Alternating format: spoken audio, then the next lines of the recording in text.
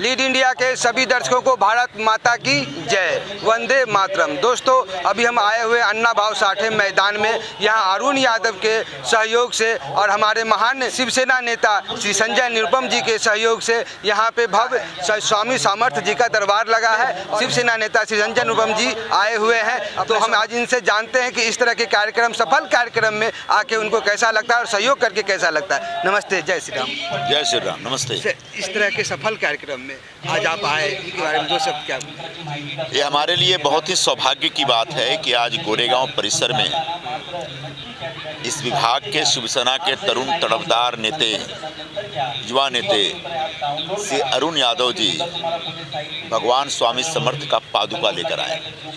यह पादुका अक्कलकोट में उनके मंदिर में, उनके आश्रम में रहता है, जिसका दर्शन करने के लिए पूरे महाराष्ट्र से, पूरे हिंदुस्तान से लोग अक्कलकोट जाते हैं। लेकिन इस इलाके के लोगों के लिए सौभाग्य की बात है कि अरुण यादव जी के विशेष प्रयास से, विशेष प्रयत्नों से अक्कलकोट में जो स्वामी समर्थ जी का पादुका है, उस पादुका को यहाँ पे लाया गया है।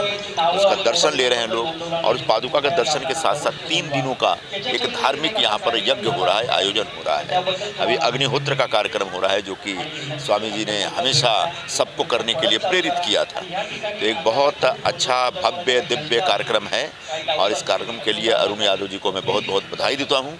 और इसके साथ साथ आज के इस आयोजन में जो लोग शामिल हुए हैं, उनके लिए ढेर सारी शुभकामनाएं। ईश्वर उनको खूब आशीर्वाद दें, स्वामी समर्थ जी का आशीर्वाद उनको मिले, और उनकी जो भी जीवन की समस्याएं हैं, जो भी तकलीफ़ें, वो दूर हो, वो सभी खुश हों, प्रसन्न हों।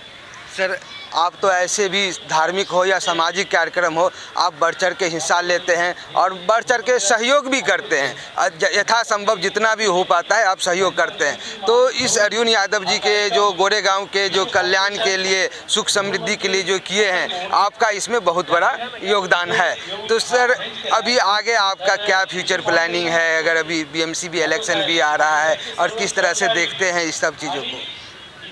जब बीएमसी का इलेक्शन आएगा तो लड़ा जाएगा, लेकिन ये तय है कि बीएमसी का इलेक्शन बीजेपी, शिवसेना और राष्ट्रवादी तीनों मिलकर लड़ेगी। हम लोग को मिलकर लड़ना है। तो अभी हम लोग थोड़ा ज़मीन के स्तर पर, ग्रासरूट लेवल पे काम कर रहे हैं। संगठन को ज़रा दुरुस्त करने का कार्यक्रम हो रहा है। संगठन में बहुत सारी कमियां हैं, बहुत सारे लोग ऐसे पदों पर बैठे हुए हैं जिनमें वो योग्यता नहीं है, जिसकी वजह से संगठन का कामकाज थोड़ा स्लो होता है। तो कैसे संगठन को चुस्त किया जाए, दुरुस्त किया जाए, और आने वाले चुनाव के लिए तैयार किया जाए कार्यकर्ताओं को, उसकी एक तैयारी चल रही है। उस तैयारी के बाद बहुत जल्दी हम लोग बीएमसी इलेक्शन के हिसाब से अपना पूरा एजेंडा सेट करेंगे और सामने रखेंगे लोगों के। सर, आप तो शिवसेना के गद्दावर नेता में से हैं, आपके हर चीज़ पता होता है। सर, कुछ लोग को ऐसा मानना है कि ये जो बीएमसी इलेक्शन है जानबूझकर लेट किया जा रहा है, कहीं न कहीं शिवसेना जो तीरधनुष शिवसेना है, तो उनके आगे लाने के लिए भी ये सब लेट किया जा रहा है। ऐसा कुछ नहीं है। महानगर पालिका में जो वार्डों का जो वो होता है, रिजर्वेशन का प्रोसेस होता है, उसमें ओबीसी के मुद्दे पर कुछ विवाद हुआ, और उस विवाद को लेकर के जब उद्धव ठाकरे जी चीफ मिनिस्टर थे, तो वही लोग कोर्ट में चले गए थे, सुप्रीम कोर्ट तक वही लोग गए। तब से मामला सुप्रीम कोर्ट में अटका है। मैं उम्मीद करता हूँ ये 22 जनवरी को सुप्रीम कोर्ट को अंतिम फैसला देना था, लेकिन 22 को नहीं दिया, उन्हें 28 जनवरी को वो आगे पोस्टपोन किया है, मतलब परसों। हम लोग सब उम्मीद करते हैं कि सुप्रीम कोर्ट बीएमसी इलेक्शन को लेकर के जो वार्डों के रिजर्वेशन के संदर्भ में जो ओबीसी का जो एक विवाद है, उस विवाद के ऊपर एक फाइनल ऑर्डर दे और चुनाव की तैयारी शुरू हो जाए।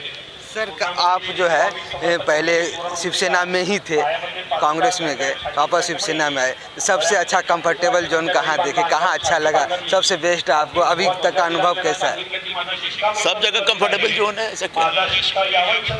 सब जगह मैं जहाँ जाता हूँ अपने दोस्तों का ग्रुप बना लेता हूँ, उनके साथ मिलकर काम करता हूँ। हम जहाँ से खड़े होते हैं लाइन वहीं से शुरू हो जाता है। नहीं, इस बात तो नहीं कह सकता, लेकिन ठीक है, आपको अच्छे कार्यकर्ता हर जगह मिलते हैं, उनके साथ मिलकर के उनके सुख दुख में शामिल रहिए, उनके साथ कंधे से कंधा मिला के काम करिए और आगे बढ़िए। और करना क्या, अंततः आपको लोगों की सेवा करनी है।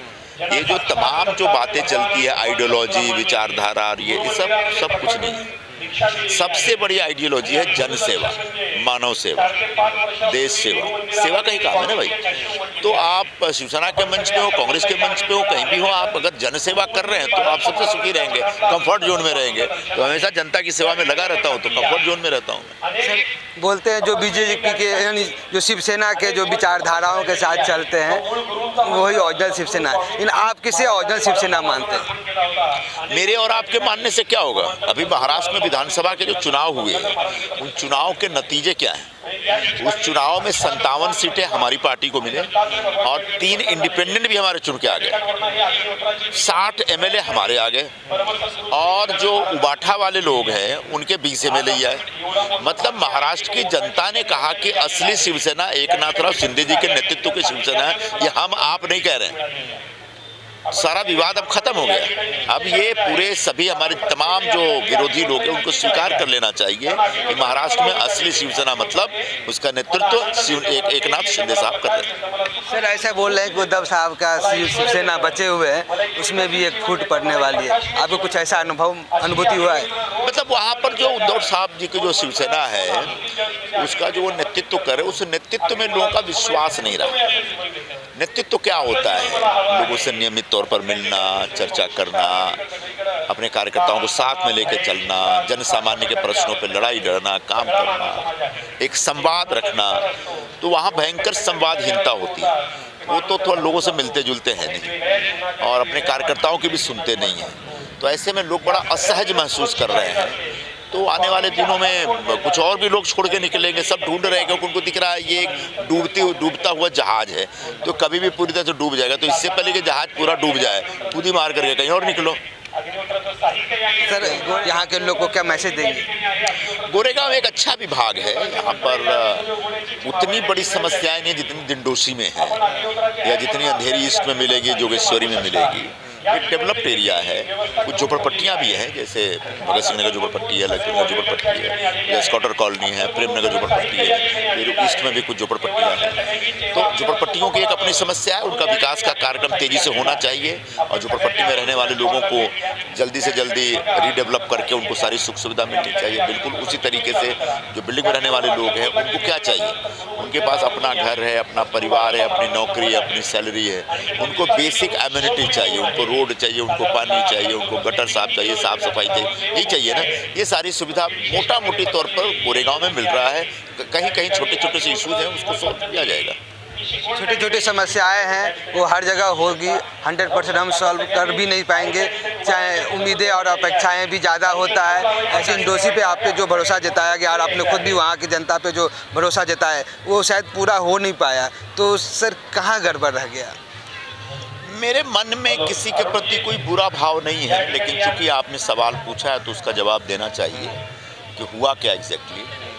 आपने देखा होगा काउंटिंग के दिन लगभग 14-15 राउंड तक मैं लीड कर रहा था। उसके बाद अचानक हमारी लीड कम हो गई और फिर कम होती चली गई। तो 16वें राउंड में पठानवाड़ी एरिया का पार्ट खुल गया। पठानवाड़ी के जो मुस्लिम लोग थे उन्होंने यह तय करके, उन्होंने कैंडिडेट नहीं देखा, पार्टी नहीं देखी, मुझे नहीं देखा, उन्होंने तय कर लिया था कि हमको शिवसेना के कैंडिडेट को हराना है।